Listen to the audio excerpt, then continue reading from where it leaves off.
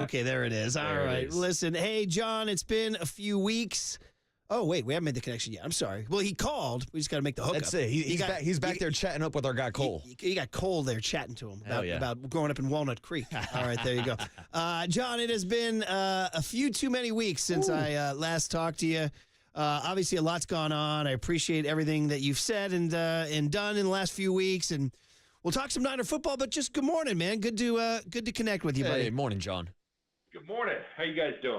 Well, we're good. I mean, it's been, crazy. It's been hectic. Markus and I hanging out, and we're sort of piecing it together. There's a lot going on between Draymond Green, my goodness, and Buster Posey talking about San Francisco. But you guys are the rock that everybody falls back on. Like the Niners are just like, are you feeling right now? I mean, Jim Harbaugh used to say when honeyed words of praise come my way is when I'm most alert to my enemies.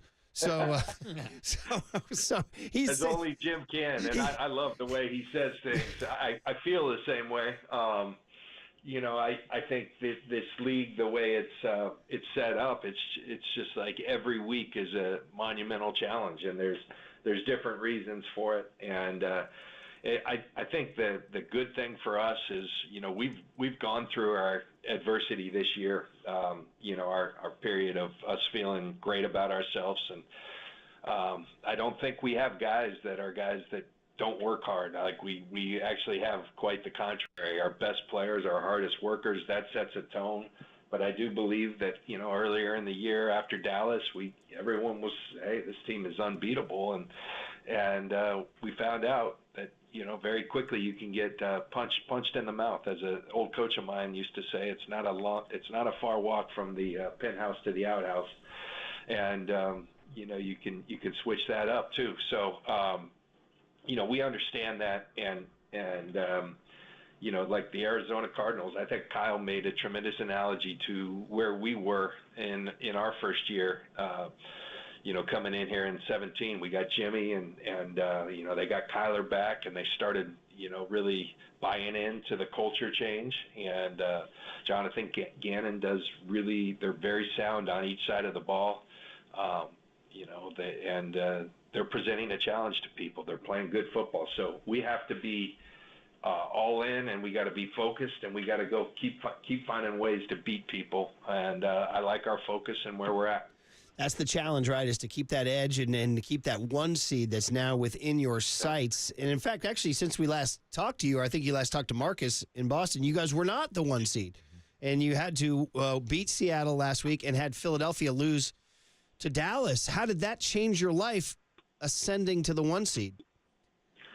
Well, it's a big deal for a number of reasons. I mean, you love playing your games at home, but over the last few years, we've been a good road team too, and we travel well as a team. So, I don't think that's top of mind, although we love playing here at Levi's. I think it's quite simply you want the cleanest track to the big game, and we'll take it whatever way we have to.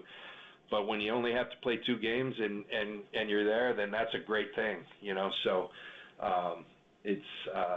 We're there right now, but the important thing is we focus on each task and almost get that out of our mind. Understand what the carrot is, but you don't look for the light at the end of the tunnel. You just keep digging, and we got to dig this week down in Arizona and against a team that's confident and playing well.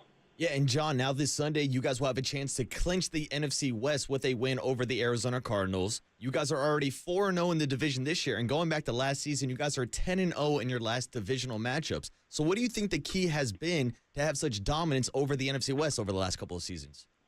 I just think we have a good team, and we've got a really good team who works very hard. We're coached extremely well, and when you have all those things, and like I said earlier, when you have the work ethic that some of our that so much of this team has, I think it's about having not just the talent, but the right people and the right character, and I think we have that. And it's a challenge to keep. Can we stay healthy? Can we do all these things? Those are all challenges, but our guys take every challenge and face it head on. I think the leadership of Kyle is just tremendous. The schematic advantage we get from Kyle and his offensive staff, and then Steve Wilkes and the defensive staff doing a great job of putting our players in position to be successful. I think all those things, you throw it together, and we're at a good place right now. And and I think the fact that we never take any of these games for granted. We understand that this is the NFL, and they've got very good players on the other side, and we got to go bring it each week. And I think that's a hallmark of this team. We bring it physically each and every week, and that's something we're real proud of.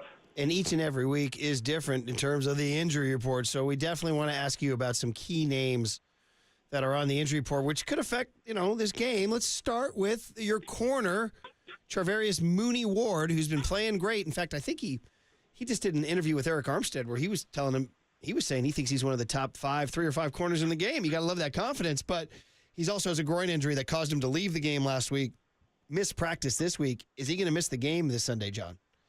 We'll see. I think Mooney, as we refer to Charvarius as, Mooney's very much in play.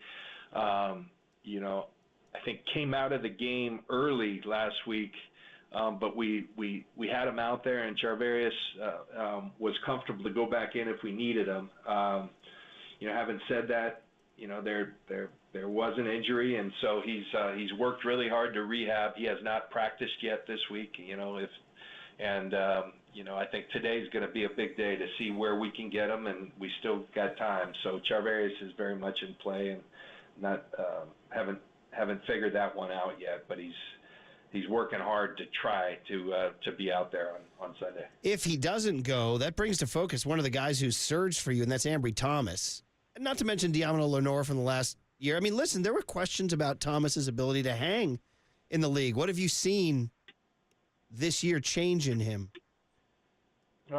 You never know when that light bulb's gonna go on for a player, and Ambry's had big moments. If you go back to clinching a game against the Rams down there at SoFi, Ambry having the big pick a couple years ago. So he's had the talent, but it's just the consistency, and it all came together. He's developed. He's become a pro, and he's always had the ability. Ambry can run. I think he tracks the football very well, and I think he's grown up, and he kept getting opportunities, and then riding with them for a little bit, but then something would happen, and I think this year he's just strung it together. We're really proud of him, and that's part of this league. You got to continue to develop the guys you believe in, and the guy on the opposite side, Demo is, he's been tremendous as well. And then I think you can't say enough about a guy like Isaiah Oliver. Was our starting nickel early in the year. We made a change, and he's continued to work in Philly. He went in there when we had some injuries, played some safety, made some big plays there. But last week when Mooney went out, he was thrust back into his nickel role and played really well for us. And so, they always say about corner, you can't have enough good players there, and we believe in that. And that depth has been tested, and we're fortunate to have, guys like Ambry, Demo, Isaiah, Darrell Luter's a guy we're very encouraged with. Sam Womack's playing real well on special teams. So we've got some depth there, and you need it at the corner position. 2 big names on the D-line are in question this week. Start with the shorter-term one, Javon Hargrave, where he left the game last week. He hasn't practiced this week. Is he not going to play this Sunday? Haven't figured that one out yet, but he injured his hamstring, and so I think it would be a reach for him to play this week, but we'll see. He's going to continue rehabbing. Javon is a guy who's been a healthy player throughout his career. He's got the right type of mindset where he very much wants to play, but we got to be smart with that one. You don't want those things to linger. So we'll see where Javon goes, and then Eric the same way, dealing with a couple different things with his knee and his foot. Eric's working extremely hard, as he always does, but we need Eric out there. When he's out there, we need to keep him out there. So we're working through that, and as for this week, I think, somewhat in play, but I doubt that Eric makes it.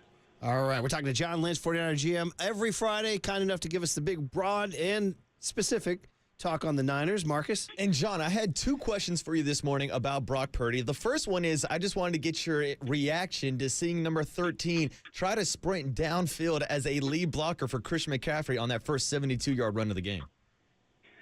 You know, I think that play in general, you know, it's unusual to start a game. We've done it before. I think at the New York Jets, I remember Raheem Mostert going the first play of the game and, you know, setting like a speed record in the NFL,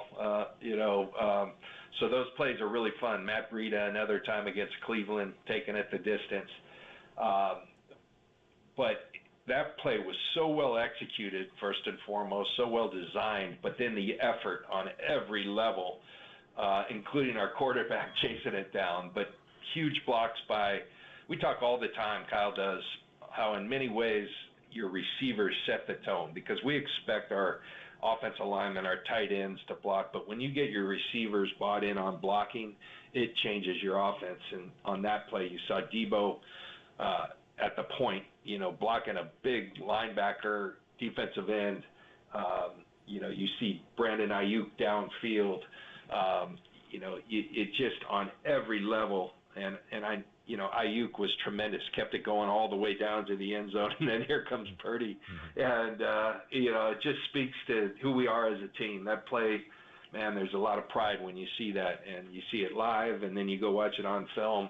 That's who we are, I think Brock, it's that kind of stuff is contagious. Brock wanted to be a part of it and wanted to get down there just in case. And so I love that about our team. I love that about Brock. Yeah, and Christian started the game off with an explosive play, but we saw plenty of other explosive plays from the arm of Brock Purdy, taking more shots downfield this past weekend. And we had Brock on earlier this week as our 49er Player of the Week, and he told us that he does think that his arm is stronger currently now than it was before the surgery and even going back to his rookie season. So is that something that you guys have noticed, the improvement of the arm strength of Brock Purdy? Yeah, and I think a lot of that, if you listen to Brock, I mean, Brock's a really smart kid. I think all the work that he's put in and the maintenance that he does now, I think that is allowing him, once you get healthy and you've healed, it's allowing him to kind of max out whatever he's got in his body. And, I think that's what he's done. And the rehab has just become part of his routine. And so I think that in and of itself keeps your arm healthy, keeps everything firing. And, man, he looks great. He's continued to play. He's worthy of this discussion of MVP. It's such a subjective thing as to who's the leader, whatnot. What I know, he's played tremendous, and I think we're so proud of him because it was a long shot that he was going to be ready, and not only was he ready to come out and dominate, and he's been an excellent player for us. I know there's a lot talked about what he is, what he isn't. He's our guy, and we're thrilled we have him. And I see him functioning, being a distributor, being that point guard. I also see him as a playmaker who's making plays. The play to Ayuk when he rolled to his left last week. The play to Debo, when he threw it deep over Jamal Adams' head. Those are tremendous football plays, and those are making plays. So he's doing it in every way, we're just very fortunate to have Brock and having him work so hard and to get back on the field, but then continuing to work to be at his best each and every week. Homecoming for him this Sunday should be very exciting. John, of course, you know me. I'm going to ask sort of a silly question, but so his contract will come up in a couple years after he wins you a couple Super Bowls. Mm-hmm. And so my big question is, after what happened this week in the sports world, have you and Parag already figured out how to defer his money from his next contract? They don't allow that in the NFL. There's a thing called the salary cap. So, man, that'd be nice. So true. I'm joking, but I'm not. But honestly, The serious question is, that is not allowed in the NFL, is it? Not to that extent. So good for the Dodgers. But things we don't like to say on KNBR. Right? Yeah. Yeah. So. I mean, man, oh man, that was pretty creative, wasn't it? And like, I mean, it gets you thinking. Like, is there room to be that creative in the NFL with things? I mean, I know we just said you can't defer, but that's part of the deal. Is creative. Our guys do a great job, and always being forward thinking. I think that's the big thing, to have a plan, to be together. When you have continuity, it makes it a lot easier. And I'm talking continuity on the field, but I'm talking continuity, coaching staffs and front offices, and the amount of time we've spent with this ownership group, and you have the support from them. That allows you to be creative, and those get really happy about where we're at on all that. But that will come when it comes. And right now we're trying to beat the Arizona Cardinals. Hey, I know. And I do this sometimes to you, and you can choose to. We asked Mike Krukow yesterday, and he chose to answer. You don't have to, but I know Bob Myers is a friend of yours, and remember he talked to you guys through some stuff, and he's no longer the GM. But the Warriors are in one, and you're a sports fan, and you're a GM, and the Draymond Green situation is so wild. I don't know if you see anything that applies from that to how you would do it in the NFL, or if you have a reaction as a sports fan to how the Warriors are really in a bit of a pickle here with this situation, and how you sympathize for Steve Kerr and Mike Dunleavy. Yeah, I think they can get it right. I mean, I think when you watch Draymond, I don't know enough about that game, but what I do know is he's a passionate player, and I know that his teammates love him. I think that's what I always look at. What do his teammates think of him? And I think his teammates love him. Having said that, I think the league responded because there's been a path and a number of events, but I think he's got to deal with that. I thought I saw those comments by Krukow. I thought they were spot on, and he's you have to be accountable. So because I love watching Draymond, and I love watching his contributions. Shoot, they won 4 championships, and he's been so instrumental in doing that. So whatever this little pause is, I hope he can learn from it and come back and be the guy he's always been, and find out. That's the challenge. Can you play passionate but play within the rules, and that's I think he's capable of it. He's shown that over time, and hopefully the little pause will allow him to get back to being that guy, and we're back enjoying them. I think they've got a great team, and they'll find their way. And I know everyone's a little frustrated. They're used to so much success with those guys, but they've been such a standard bearer throughout all sports in terms of excellence, and they know what they're doing down there. So I'm sure they'll figure everything out. No, it's not apples to apples, but Dre Greenlaw has been compared just as a guy who will push the envelope. Is that on your radar at all, like Dre Greenlaw and how aggressively he plays? I think Dre plays excellent football for us. We're really proud of the young man that Dre is, and the way he plays. I think he's a tone setter for us. I think he just plays really hard and really physically. There's not a lot with Dre after the snap, all those things. Dre plays just aggressive, physical football. And, there's been some penalties along the way, but Dre always learns from it and, gets better. So that's who Dre is for us. And he's a really important part of what we do. And then finally, it's got to know, because you guys are about to get on a plane, are you packing what I've been talking about now the last couple of weeks? Are you packing the jacket? Now, this is something I'm just noticing now. You don't see the broadcast because you're at the game. And when there's become now a thing where you come down on the field at the end of victories and you're dapping guys up and you're shaking. And I've noticed this sort of maroon jacket that's got a little checked pattern there. I'm almost thinking it's like the John Lynch victory jacket. Is there a story there, John? The jacket?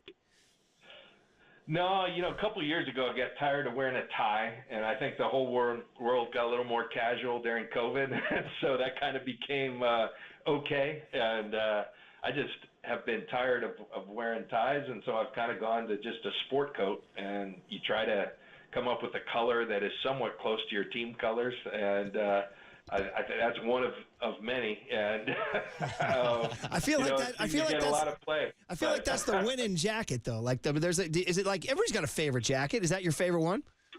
Yeah, but you try to rotate them on. I mean, there's, that one got a lot of play. I think because of the game, we were in Philly, and they must have been on me down on the sidelines. It's my old crew, Burkhart and the boys. So maybe that was it. Oh man, so we won't predict which jacket it'll be. It's all right. You got to rotate, but do you? Linda takes care of that. Yeah, we talked to Brock about that actually. About Brock saying that he's getting that as his fame rises, people are studying what he wears to the thing, and he was like, man, he goes, I'm more like Kirk Cousins, who they say dresses like the nerd dad or whatever, like a cat mannequin. Yeah.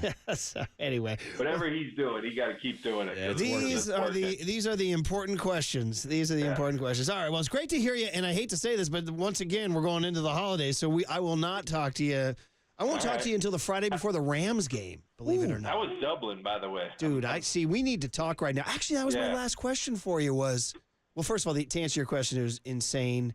It was perfect. And that's one. I know a lot of the European cities are great Christmas cities just because of the ancient architecture, so it lends to a real Christmassy feel with the lights and everything. But Dublin is on the short list of great Christmas cities, just in the sense of the lights and the buildings. And then, John, because you head into the pub and it's like going into the womb. You know what I mean? It's like warm and there's a fire and people are in good. I was telling Markus, like, I'm with this old crew. I have two really great crews of friends there. And we all met, and we were hanging out for hours and hours, and nobody's looking at their phones, John. Everybody's talking. That's awesome. They're talking, and they're enjoying, and they're having great conversations, and we're listening to the music. So it's a lesson. There's a lesson there. And I was also telling Markus, there's a code of knowing when it's your round, and you don't talk about it.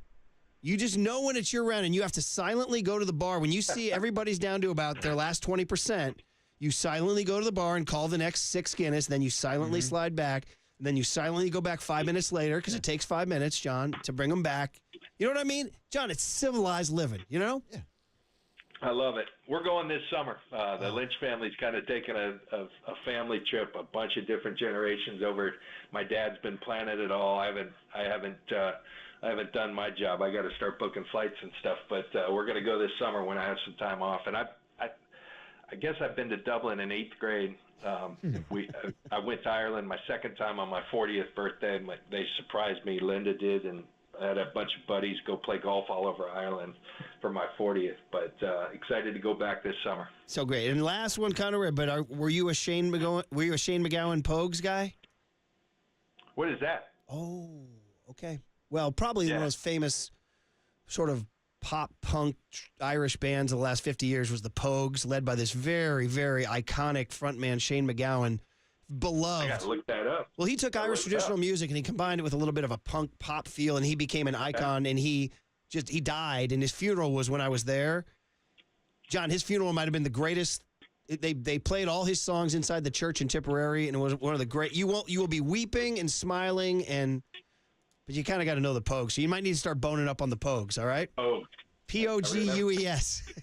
I remember the song. My grandparents used to always, it's a long way to Tipperary. Well, there you go. There you go. You got it, See, John. we're on the right track. We're on the right track. All right, John, enough of the digressions. We'll let you go.